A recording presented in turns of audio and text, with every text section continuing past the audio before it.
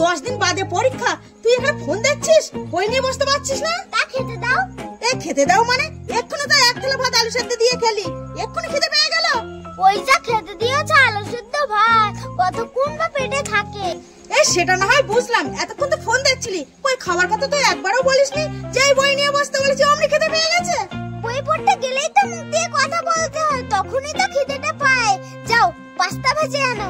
জমিদারের বাচ্চারা বসে বসে ফোন দেখছে আর হুকুম করছে পাস্তা ভেজে আনো। দা একটু সবজি দিয়ে আনবে।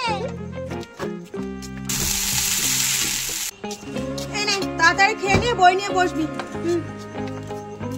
মা পাস্তা শেষ হয়ে গিয়েছে, আবার ভেজে আনো। আমাকে দিয়ে বই পড়াবে। খাওয়া শেষ হলে বই নিয়ে বসো।